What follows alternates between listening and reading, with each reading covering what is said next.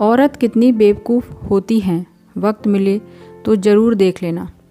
वह सुबह उठी और प्रार्थना करके रसोई में आ गई। चाय के लिए चूल्हे पर पानी रखा, फिर बच्चों को जगाया ताकि वे स्कूल के लिए तैयार हो सकें। रसोई में जाकर चाय बनाई और अपने सास ससुर को दे दी। फिर उसने अपने बच्चों के लिए नाश्ता बनाना शुरू किया। बच्चे जब तैयार हुए तो उन्होंने नाश्ता किया और उसने बच्चों को लंच बनाया। इसी बीच बच्चों की वैन आ गई। बच्चों को स्कूल भेजकर टेबल से बर्तन समेटे। इसी बीच पति ऑफिस के लिए तैयार होने गए तो उनकी ज़रूरी चीज़ें निकाल कर रख दी। जल्दी से किचन में आई और पति के लिए नाश्ता बनाने लगी। एक पराठा और अंडा अभी बना ही था कि नन्ही ननद रसोई में आई। यह कहकर नाश्ता ले गई कि मुझे कॉलेज जाने में देर हो रही है। उसी समय देवर भी यूनिवर्सिटी जाने को तैयार हो गया। जल्दी से पति और देवर के लिए नाश्ता बनाया और मेज पर रख दिया। 9 बजे पति ऑफिस गए तो उसने आकर टेबल से बर्तन उठाकर सास और ससुर के लिए नाश्ता बनाया। जब तक सास ससुर ने नाश्ता किया तब तक वह रसोई साफ कर बर्तन धो चुकी थी।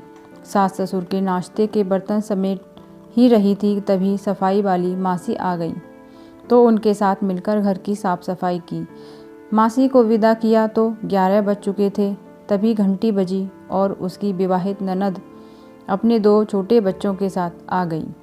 मेहमानों के लिए जल्दी जल्दी चाय और उसके साथ कुछ नाश्ता बनाया। उस समय 12 बज रहे थे। वह जल्दी से रसोई में खाना बनाने गई तो सास की आवाज़ आई, आज अपनी ननद के लिए कुछ अच्छा बनाना। उसने ननद के लिए स्वादिष्ट खाना बनाया और जल्दी जल्दी रोटी बनाने लगी क्योंकि 1 बजे थे और उसके बच्चे आने वाले थे। बच्चे जब स्कूल से आए तो उन्होंने मुंह हाथ धोए, कपड़े बदले और उसने उन्हें खाना खिलाया। तभी कॉलेज से छोटी ननद भी आ गई और देवर भी वापस आ गया।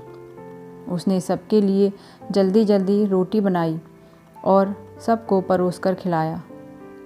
जब सब खाकर उठे तो 3 बज चुके थे और उसे अचानक भूख लगी।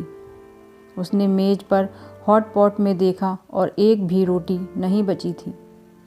वह सब बर्तन समेटकर रसोई में जा ही रही थी कि उतने में उसका पति घर में दाखिल हुआ।